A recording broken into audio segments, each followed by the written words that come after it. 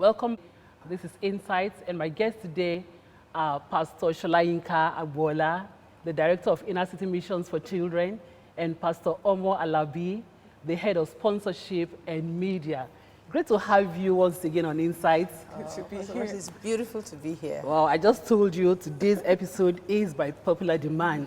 You couldn't watch the previous without this lingering desire, to want to help, the indigent children. When we talk about the indigent children, we're talking about the forgotten children, the vulnerable children, orphans, Wow. Put on my glasses again. Okay, we'll just, let's take it from, the Back to School initiative. You had previously told us that you had about 1,000 students that were registered in different schools, who dropped off because of means or lack of, whatever. Okay, the Back to School initiative is actually ongoing. It's ongoing. We are registering towards the new academic session. Okay. So we are registering. These children are not yet in school. They have dropped out of school for one reason or the other, mostly economic, mostly financial. In several of our states here in Nigeria, primary education is free. But there are things needed for a child to go back to school. Yes. A child needs school bags. They need notebooks, pens, pencils. They need the school uniform. They need shoes. They need socks, water bottles. So these things are needed to send a child back to school. Thus the reason for the name Back to School Initiative. Okay. So right now, our social workers, our frontline staff, are registering children, because most of the communities where we work, by the time you observe a child, and the child is at home when other kids are in school, you want to know what happened. So you go with them to the home. I think it was last week or 2 weeks ago, I was driving back from work, and I saw this child with a tray on her head. Obviously, to me, she looked like she was hawking. So I was with the staff. So I said, don't let us look like we want to kidnap the girl.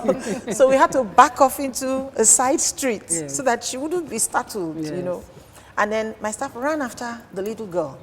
Why are you here? Why are you hawking? Why are you not in school? Because our free school was very close by. And I couldn't imagine why I should have a school that is free and a child is hawking. So the child said, no, she's not hawking. Her mother sent her somewhere. Now, the place we saw her is actually very rough. It's the kind of place where she could be pulled behind a truck and raped or something like that. So I was really concerned. So she said, no, she's actually a student in our school. I said, okay, give me your name, give me your teacher.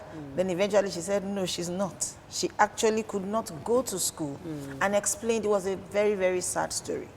So immediately, one of our frontline staff went to her mother's place where the mother is selling, and she told us the whole story.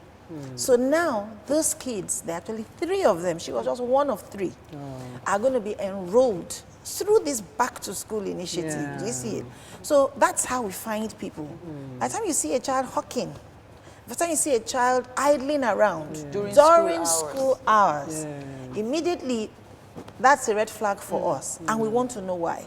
We follow up on it. And by this, we are enlisting. So towards this new session, our target is 1,000.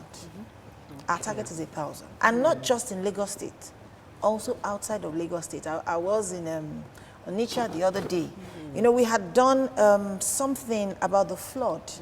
That time, we had a flood relief scheme just after the horrible floods last year. So I went back to one of those locations in Onitsha, and I saw little kids carrying load, helping in the markets. And I was like, why? Why so many children here?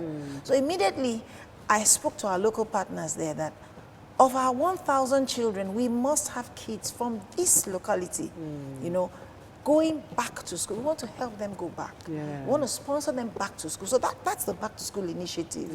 That's what it is. And you have this charity shop online, that will help them know exactly what to provide. Yes. Okay. Then you have this after-school interactive activities for the children. What was the essence of that? Okay, the after-school program. A lot of the children we reach have not very present parents. Let me put it that way. Most of the parents have to hustle. So you have a situation where a child closes from school, normal time, and goes back, and that child is going to be unsupervised for a large proportion of the day. So what we have done in our school is to have an extended school day. So during the extended school day, we retain the children in school. So you get lunch, and then you now participate in different extracurricular activities, you know, so that by the time you are getting back home, that time your parents or your guardians are also arriving back home. You know, but we are extending that, especially to the Niger Delta region, to be able to stand alone as an after-school program. You know, but for now, it's part of our regular school curriculum. That is an extended school day. But before the end of this year, we're actually going to start several after-school programs in different locations. And you forgot to mention that these children, I mean, as part of the after-school program, they do take home dinner. Yes. Apart from the breakfast and the lunch, they take a packed dinner to take home. And like she said, most of the parents, by the time the kids are coming back, they are also coming back, or not even back from their day's work or wherever. So they don't have to worry. What will they eat? Worry. The 3 meals a day. It's taken care of. So it's a full, robust program that is centered around the child. Awesome. The welfare of the child. Awesome. Your educational structure, what is it like? Do you have, I know you run the primary.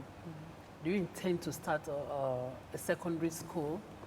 And if not, when they graduate from the primary, how do you distribute them? Do you have particular schools you send them to? Okay. Well, our focus, you know, is the primary education. I mean, within the InnerCity mission, what we do, our educational structure is we provide a primary education.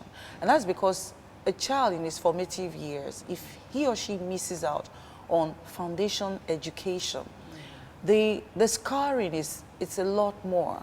It affects that child. I mean, trying to learn what you're supposed to have learned as a young child, it's difficult. When your mind was still when tender. your mind was still tender, and you could, you know, you're learning the rudiments of knowledge and learning how to learn. You know, so we provide that free of charge. That they go through the nursery and the primary school, and by the time they are transiting to the secondary age or education, we do have schools that we recommend that these children go on. Of course, those schools are not free. And that's where sponsorship comes in.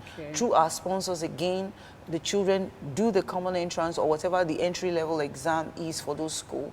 And they are sponsored to those schools, you know, secondary school, so they can continue on, at least to secondary school.